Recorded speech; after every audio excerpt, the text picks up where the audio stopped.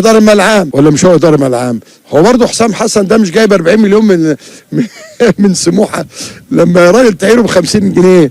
يا راجل عيب بقى، يا جماعه عيب بقى والله العظيم، يا اللي بتساندوه عيب. هو انتوا خايفين منه ليه؟ هو مين ده؟ ده الولد اللي جري عشان شيبسي والوليه خدت منه البتاع شيبسي وقفلت الباب.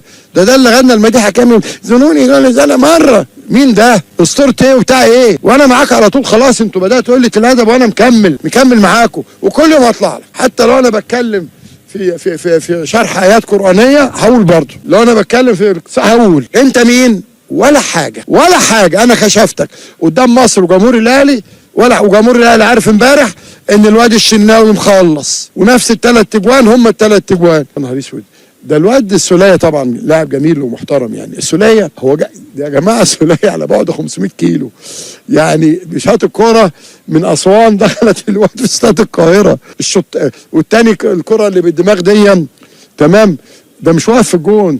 ده تقريبا الواد الشناوي كان لا مؤاخذه بيأدي حاجته ورا البتاع لا لو بيقضي حاجته نجيب له مناديل طهاره وجبه برضه. وشفنا فيريرا، وانا بقول لك يا خلاص انا سحبت منك يا فيريرا لقب البروف، سحبته بصراحه. واي حد يقول بروف هنا اقول له لا، الكوتش فيريرا لقب البروف اتسحب من فيريرا. ليه بقى؟ لان البروف ده لازم يبقى عنده كل التفاصيل ويبقى عارف مستوى كل الانديه اللي بيلعبها. انما انا احساسي ان فيريرا اتفاجئ بمستوى اسوان. طب هو انت ما اتفرجتش على اسوان اللي عامل شغل عالي جدا فيه مع ايمن الرمادي في الماتشات اللي لعبها؟ كان حاجه غريبه جدا. واول مره اشوف مدير فني في العالم يتكلم مع مدير فني يقول له ابقى العب كده قدام الفريق المنافس بنفس الاسلوب وبنفس العطاء ايه ده؟ انا ما شفتش كده.